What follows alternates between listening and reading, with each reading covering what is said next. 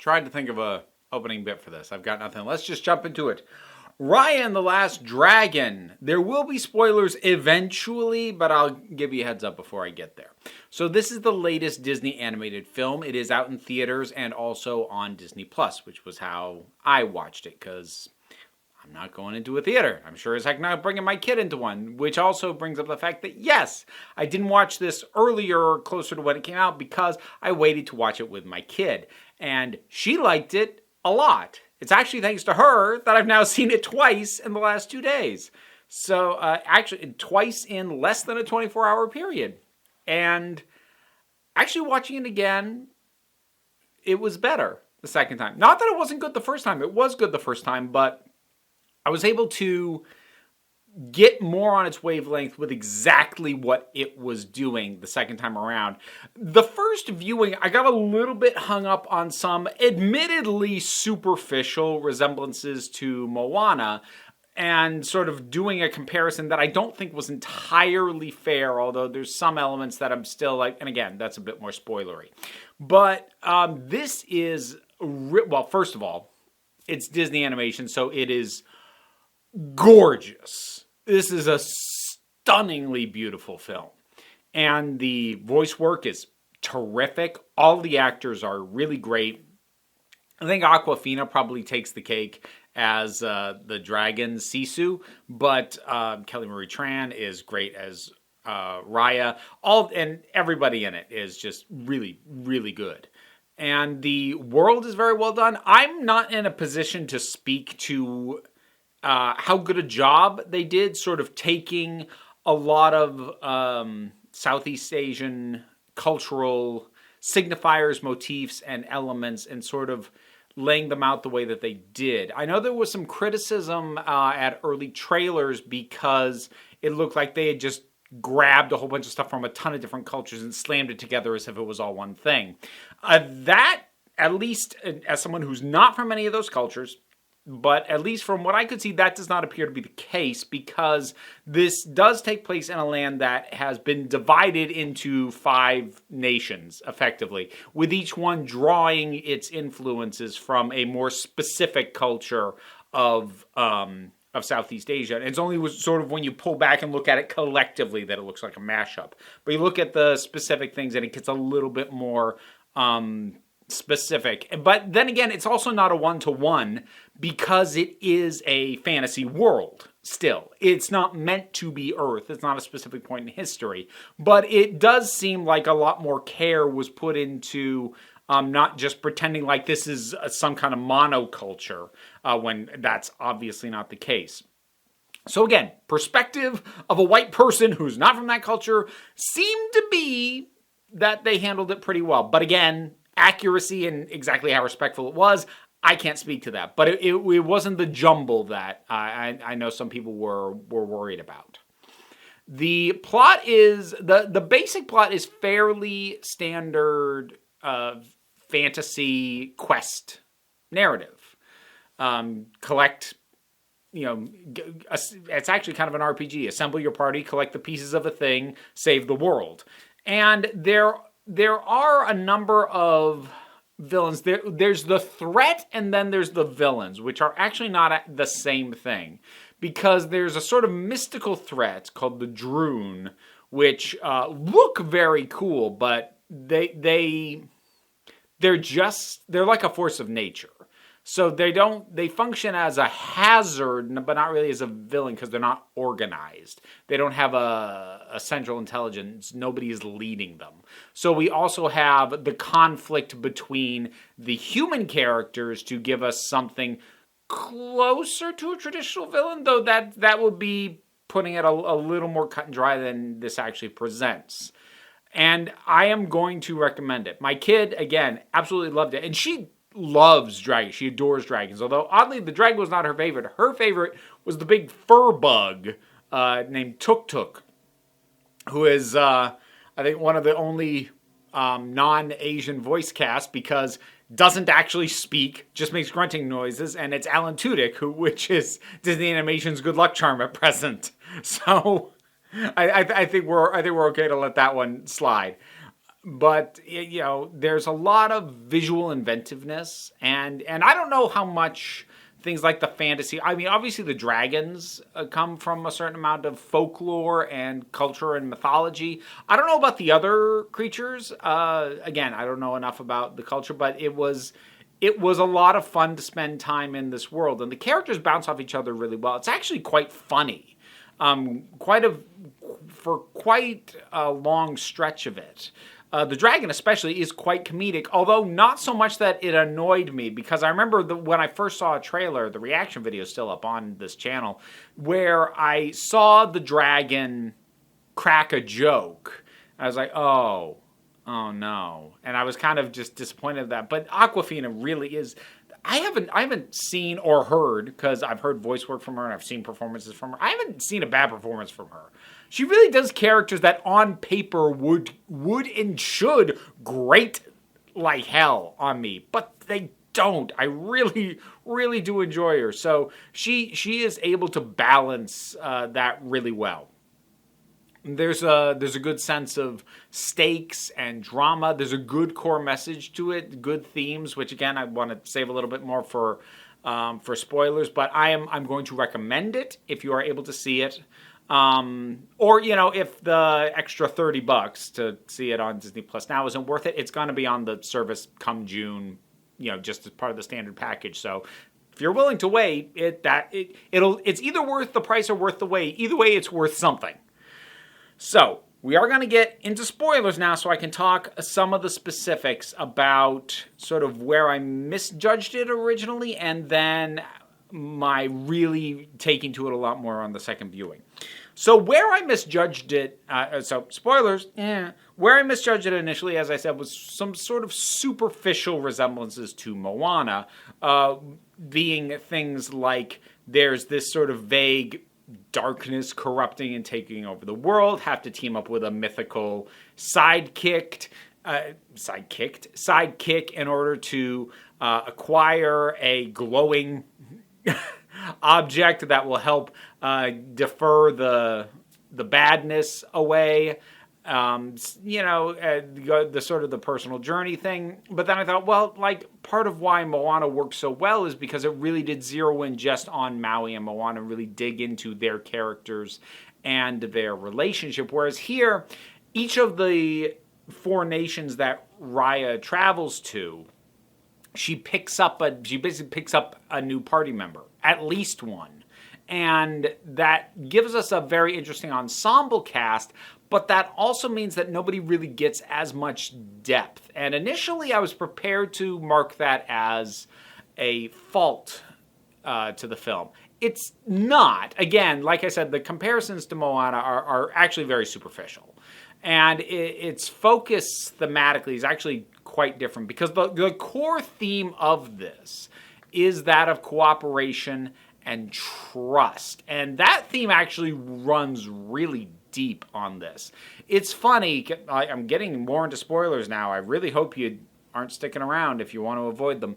But towards the end, because there's when the dragon dies, she comes back, don't worry. But when the dragon gets killed, I initially kind of winced, because I was like, the way it happened seemed like it was punishing Raya for having what felt like a very justified mistrust of Namaari, who's the closest thing to a standard villain the film has. And I'm like, but her distrust is not unreasonable. Namaari did betray her before. But the thing is that it's not about just one person not trusting. It's about everyone. It's about a culture of mass distrust. So, yes, things go bad because Raya is not prepared to extend more trust to Namaari, but Namaari, in that moment and also prior, wasn't prepared to trust Raya. The group, not all members of the group trust each other. This whole thing runs across the board, and what it's commentating on is this notion of, I can't trust you because what if you don't trust me and then you'll do something to take advantage of me? So I need to plan on you doing that and maybe even take advantage of you first. And it just becomes a spiral and a cycle of betrayal and mistrust and abuse. And it recognizes the large scale of that. So again, part of why I'm really glad I watched it twice now is initially I was like, is punishing an individual for being distrustful in a case where it seems reasonable to be distrustful? But it's not about the individual person having mistrust. It's about the large scale people just don't trust people and the damage of that. It's actually kind of impressive that it was able to scale up the theming in a way that it actually has to. Because I was about to say it's not about Raya's personal journey. It is, but like it's not just about that. It is about the bigger and looking at the cultural thing. And it's impressive that it was able to do the theming on a big enough scale and in a way that actually the theming wouldn't work very well if it was on an individual character and it wasn't looking at the themes on a larger scale. Normally when these kinds of thematics blow up to try and be more universal or cultural or sweeping, they tend to fall apart. This actually gets stronger the broader perspective you take on it.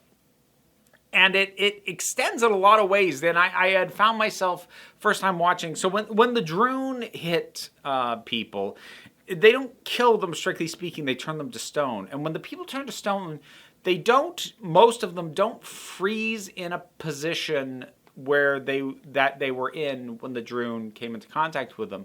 They adopt a position like this. And I found myself wondering why. And again, on first viewing, I found myself thinking, was there like a plot point that was dropped? Because that never gets addressed. And no, it never gets addressed, but it is still thematically relevant and it's foreshadowing because this is a position of giving. This is a position of offering. This is a position of vulnerability because your hands cannot possibly be behind your back holding a weapon. You are giving. And you can't be doing something sneaky. And that is a huge part of what this whole thing is doing. And even coming back to Sisu, who has this thing initially where like her whole thing is, oh, we'll just go to these people who have the things we need and we'll give them a nice present and it'll be great. And it's a joke. But she keeps hammering on that and we get the full perspective of like, no, it's played for humor, but the reason she keeps bringing up this idea of giving to display trust and to receive trust back is fundamental to her. And it's fundamental to what collectively they need to do. And to see the core group of characters all make the choice that they do to trust each other and trust that this will work and to put their lives on the line in a way that is so direct and explicit and clear that if this doesn't work, they are all dead. And I don't mean like going to die, like they all, in the process of this, of what ends up ultimately bringing everything together, they all have to trust enough that it will work to let the Droon turn them to stone. Like that's really, really strong stuff. It's very, very well done. I am still going to put a mild criticism on the size of the group. Not that I think it should have been smaller, because honestly, we needed this many people to scale up the themings, like I said. But here's the best way that I can try and explain the feeling that it left me with. It felt like it was adapted either from like a 600-page epic novel or, possibly more appropriately, like a series of 5 like third grade chapter books. Like third or second grade, like the kind of first chapter books, you know, when kids get rid of the pictures. So like the book's only like maybe 100 pages long, by adult standard, very, very short.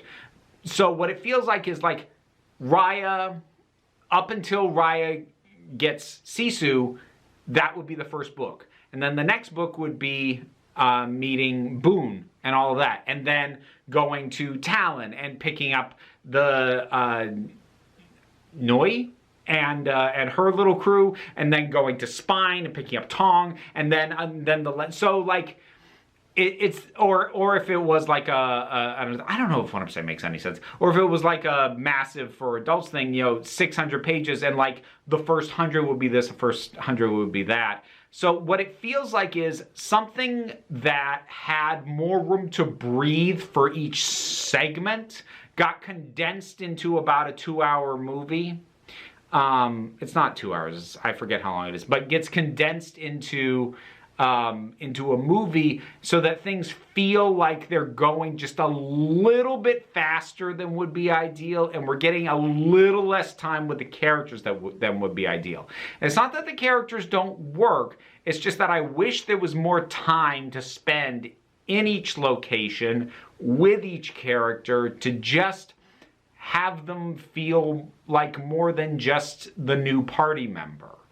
So that's sort of the one criticism that I'm overall left with, and I'm not sure if there was a way to fix it in the film medium. Narratively, the best way to fix it would have been to do this as like a TV miniseries, like a 6-hour miniseries, and spend an hour on these segments with these characters, introducing new ones. But if the decision was this is going to be a film, and we do actually need a cast this big to hammer home the themes properly, because otherwise you break it down to, oh, well, it's just this one or these two people who have to trust each other. No, it has to be shown to be bigger. You do need all these other characters. So if you're going to do it in film, I don't know if there's a way to do it better. But I still was left with that lingering feeling, even after the second viewing, although much less so after the second viewing. This is a good movie, and it's a reminder to me of why I really, when they're not doing sequels, I did not need Wreck-It Ralph 2, and Frozen 2 was kind of a mess, but when they're not doing sequels, Disney Animation, and not just Pixar, but like Disney's actual animation studio, this, Moana, Zootopia, Wreck-It Ralph, Frozen, Tangled. I really love these films. I really love these stories, and I love the way the themes get interwoven. And what I love about these stories is they are interesting and engaging stories even without the thematics. You bring the thematics in and it elevates everything more. So that's Raya and the Last Dragon. I liked it quite a bit. My kid liked it a dang bunch. So, have you seen it?